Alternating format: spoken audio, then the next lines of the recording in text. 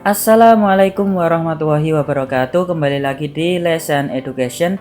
Oke, pada kesempatan kali ini kita akan membahas tentang prediksi soal UTBK 2020 tentang pengetahuan kuantitatif, yang mana soal tersebut akan berisi soal bahasa Inggris. Sebelum kita masuk ke pembahasan, bagi kalian yang baru bergabung di channel ini, jangan lupa untuk klik tombol subscribe dan juga jangan lupa untuk aktifkan notifikasi loncengnya supaya tidak ketinggalan video bermanfaat yang lainnya. Dan jangan lupa untuk follow di Instagram saya @yogoarjanto. Di sana banyak sekali latihan soal. Oke, sekarang kita masuk ke soal yang pertama. Jadi soal ini berisi bahasa Inggris ya. Jadi saya bacakan dulu. The product of two natural number is 576. If the difference is 14, then the sum of the two number is. Jadi sebelum kita mengerjakan soal ini, kita akan artikan. Jadi kita akan mengartikan dulu. The product of two natural number is 576. Itu artinya adalah hasil kali dua bilangan asli adalah 576. If the difference is 14, jika selisihnya adalah 14, then the sum of the two number is, jumlah kedua bilangan itu adalah. Jadi yang perlu kalian catat di sini, the product ini kalau di matematika bisa diartikan dengan hasil kali. Kemudian natural number ini diartikan sebagai bilangan asli. Kita ingat bilangan asli itu adalah bilangan positif yang diawali dari 1, 2, 3, dan seterusnya.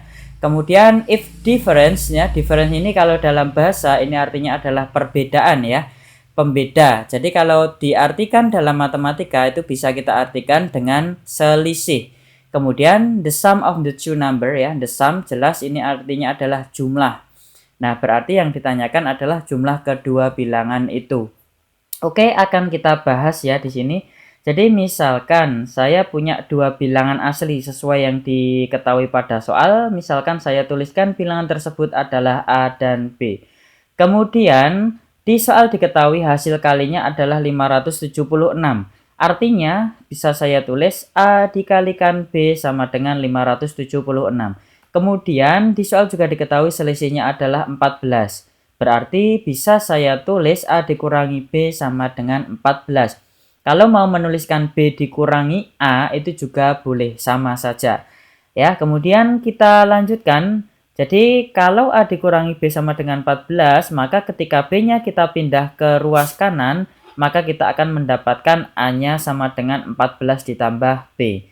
Kemudian persamaan 2 kita akan masukkan ke persamaan yang pertama. Jadi persamaan pertama kita tulis A dikalikan B sama dengan 576.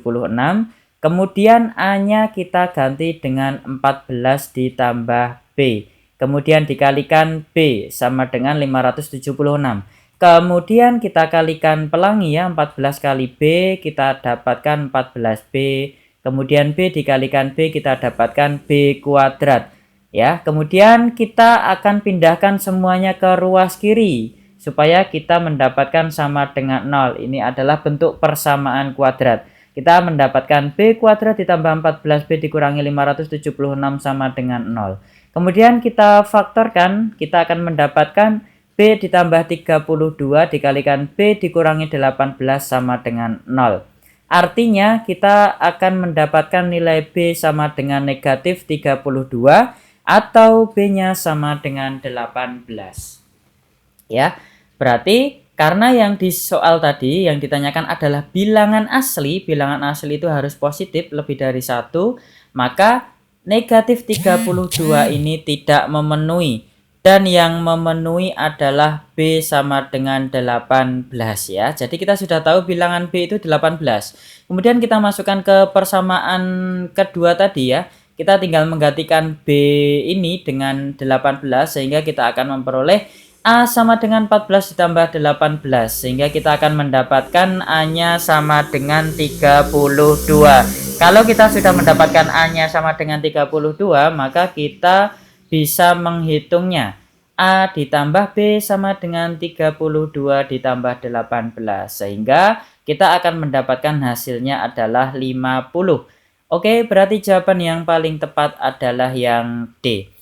Oke ya, sekarang kita lanjutkan ke soal yang kedua. The root of quadratic equation of, ini saya baca Indonesianya saja, x kuadrat dikurangi 2x dikurangi 3r Ya, jadi artinya adalah akar-akar persamaan kuadrat dari x kuadrat dikurangi 2x min 3 sama dengan, nah ini sudah pernah saya share di snapgram di Instagram saya. Banyak yang menjawab A dan banyak juga yang menjawab B. Sekarang kita akan membahasnya.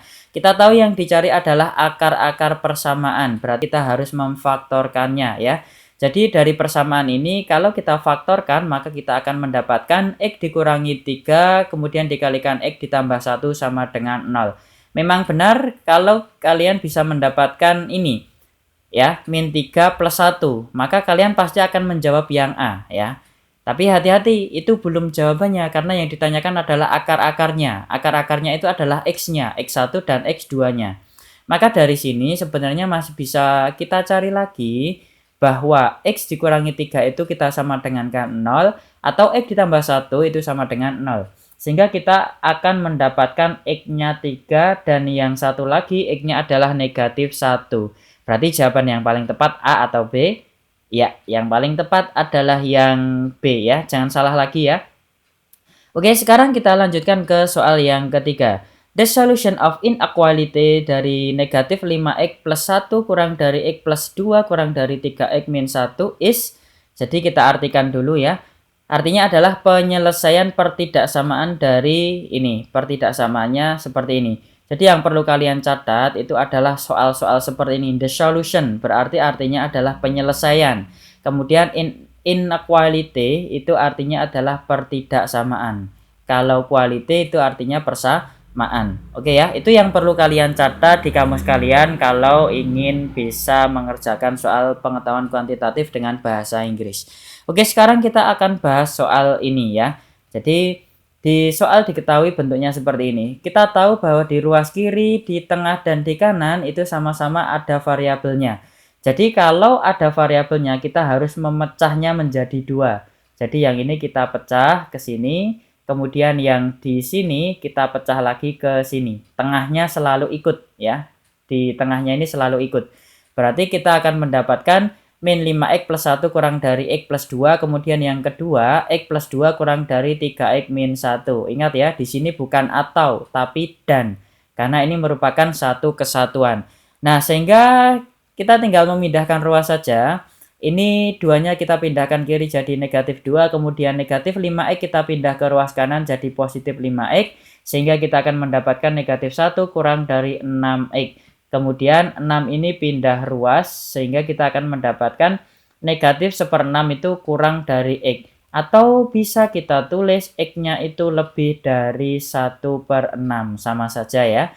Kemudian yang di sebelah kanan kita juga bisa menghitungnya. Negatif 1 kita pindahkan ke ruas kiri sehingga kita akan mendapatkan plus 1. Kemudian x-nya kita pindahkan ke ruas kanan sehingga di sini adalah negatif x. Sehingga 3 kurang dari 2x. 2-nya kita pindahkan ke ruas kiri sehingga kita akan mendapatkan 3/2 kurang dari x. Atau bisa ditulis x-nya lebih dari 3/2. Nah, teman-teman, sampai di sini belum selesai. Jadi kita sebenarnya harus membuat garis bilangan dulu. Ini garis bilangan ini di sini adalah negatif 1/6. Kemudian yang di sebelah sini adalah 3/2. Jangan sampai kebalik karena 3/2 itu lebih besar dari negatif 1/6. Kita akan mencari penyelesaian karena di sini katanya dan ya, maka kita harus mencari penyelesaian yang berlaku untuk keduanya. X lebih dari negatif 1/6 artinya di kanan ya, arah panahnya ke kanan. Kemudian x lebih dari 3/2 berarti arah panahnya juga ke kanan. Berarti yang memenuhi keduanya itu adalah yang berada di sini ya. Yang di sini tidak karena tidak memenuhi keduanya. Yang memenuhi keduanya adalah yang di sebelah kanannya 3/2. Berarti jawaban yang paling tepat itu adalah x lebih dari 3/2. Berarti jawaban yang paling tepat adalah yang B. Oke, paham ya? Bisa dipahami? Oke, mungkin itu saja soal yang bisa kita bahas pada video ini. Kalau kalian ingin memperoleh soal yang lain, kalau misalkan ingin membahas soal yang lain, tolong tinggalkan di kolom komentar. Kita perlu nggak membahas di part 2-nya. Oke, terima kasih. Wassalamualaikum warahmatullahi wabarakatuh.